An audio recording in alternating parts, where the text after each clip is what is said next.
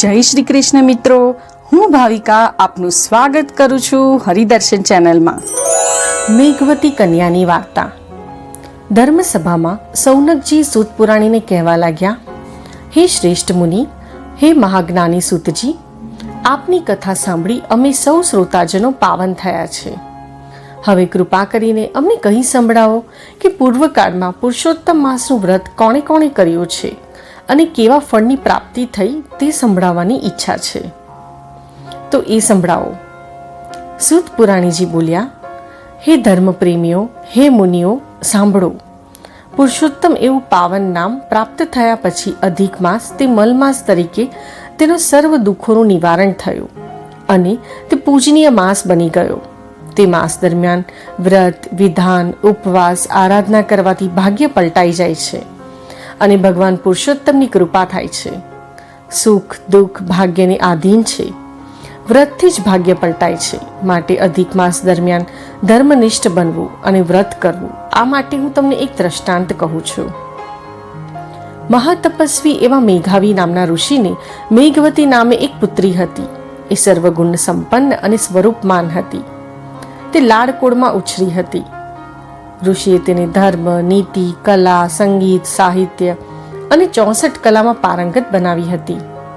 મેઘાવતી 16 વર્ષની થઈ ત્યારે તેણે એકવાર પોતાના આશ્રમ પાસે રહેતી એક સખીને જોઈ। એ સખી એને રૂપાળા પુત્રને લાડ લડાવતી હતી। આ દ્રશ્ય જોઈ મેઘાવતીને સંતાન સુખની ઝંખના થઈ।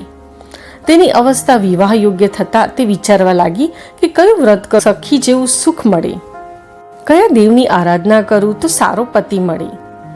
મેઘાવતીની માતા તેને જન્મ આપીને મૃત્યુને વરી હતી, એટલે પુત્રીની સઘળી જવાબદારી ઋષિ પિતાના શિરે હતી। મેઘાવતી વિચારતી હતી કે મારી માં જીવિત હોત તો હું એને મારી વ્યથા અવશ્ય જણાવત।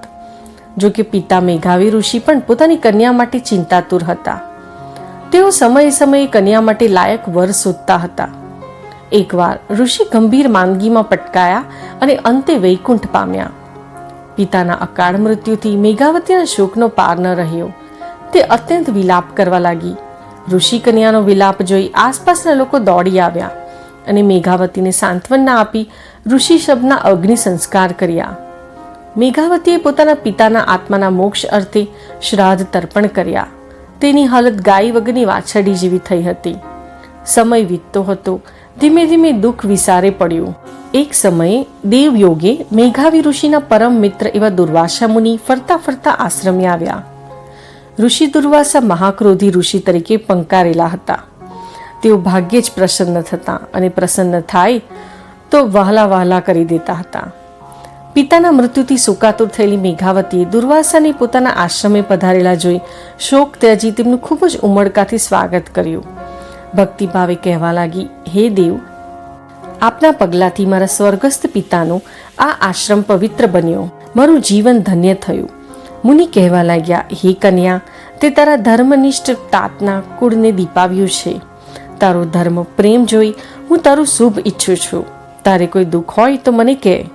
તારા પિતાશ્રીની ગેરહાજરીમાં હું તને દુઃખ મુક્ત કરવા ઉપાય કરીશ।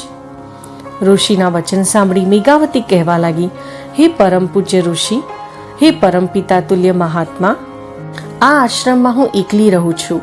હવે હું નિરાધાર છું। તાતના મૃત્યુનો શોક મને ઘેરી વળે છે। મારા પિતાની છેલ્લી ઈચ્છા મારા લગ્ન કરી દેવાની હતી। માટે કોઈ યોગ્ય પુરુષ મારું પાણી ગ્રહણ કરે એવું કરો।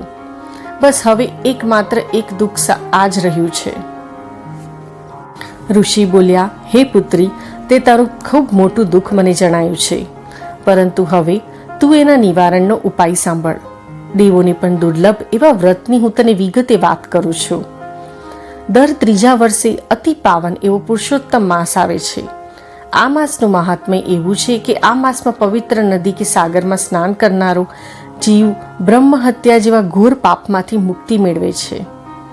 હે કન્યા, 12,000 વર્ષ સુધી ગંગા સ્નાન કરવાથી જે ફળ મળે તે ફળ પુરુષોત્તમ માસ દરમિયાન ગમે તે જળાશયમાં સ્નાન કરવાથી મળે છે અને જીવના સફળ મનોરથ સિદ્ધ થાય છે। વળી આ માસમાં વ્રત, પૂજા અને ભગવાન પુરુષોત્તમની આરાધના કરવાની ઈચ્છા વર્તી ફળની પ્રાપ્તિ થાય છે। માટે તું પુરુષોત્તમ માસનું પાવન વ્રત કર। દુર્વાસાના મુખેથી આવા વચન સાંભળીને મેઘાવતી કન્યા બોલી, હે મહાત્મન, મારા મનમાં સંશય થયો છે કે સર્વ દેવો મનવાંછિત ફળ આપનારા ઉત્તમ અને શ્રેષ્ઠ છે, તો પણ પુરુષોત્તમ માસ એ બધાથી ઉત્તમ કેમ છે? હું તો શિવ ભક્ત છું, એ સિવાય બીજો કોઈ દેવ અને વ્રતને માનતી નથી. હું રાત દિવસ શિવજીનું જ ધ્યાન ધરું છું. એથી મહાન કંઈ જ નથી. તે જ મારા સર્વ કષ્ટોનું નિવારણ કરશે. આપ જેવા જ્ઞાની શિવજીને છોડી પુરુષોત્તમ માસના આટલા વખાણ કરે તે મને અજુગતું લાગે છે. મેઘાવતીના વચનો સાંભળી ક્રોધના અવતાર એવા દુર્વાસાને ઘણો ક્રોધ ઉપસી આવ્યો. પરંતુ પોતાના પરમ મિત્રની દુખિયારી કન્યા સામે હતી, તેથી તે શાંત રહ્યા અને તેને શ્રાપ આપવાનું યોગ્ય ન જણાયું. ઋષિએ વિચાર્યું કે કન્યા હજુ બાળબુદ્ધિની છે અને પાવન પુરુષોત્તમ માસના પ્રભાવથી અજાણ છે, વળી પોતે શોકગ્રસ્ત પણ છે. એટલે ઋષિ ક્રોધ દબાવીને કહેવા લાગ્યા, હે કન્યા, ઋષિ વચન ક્યારે પણ અયોગ્ય ન હોઈ શકે. તું જાણે અજાણે પુરુષોત્તમ માસનો અનાદર કરે છે. તેનું ફળ અવશ્ય તારે ભોગવવું પડશે. આ જન્મે નહીં તો આવતા જન્મે તારે આ તિરસ્કારનું ફળ ભોગવવું જ રહ્યું. આટલું કહી ઋષિ દુર્વાસા તત્કાળ ત્યાંથી વિદાય લઈ લીધી અને બદ્રિકાશ્રમ ભણી ચાલી નીકળ્યા.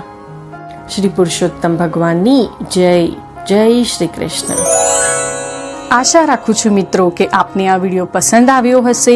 તે માટે વિડીયોને લાઈક જરૂરથી કરજો, મિત્રો સાથે વિડીયો શેર કરજો તથા આવા જ વધુ વિડીયો જોવા માટે હરિદર્શન ચેનલને સબસ્ક્રાઈબ અવશ્ય કરજો. ધન્યવાદ. જય શ્રી કૃષ્ણ.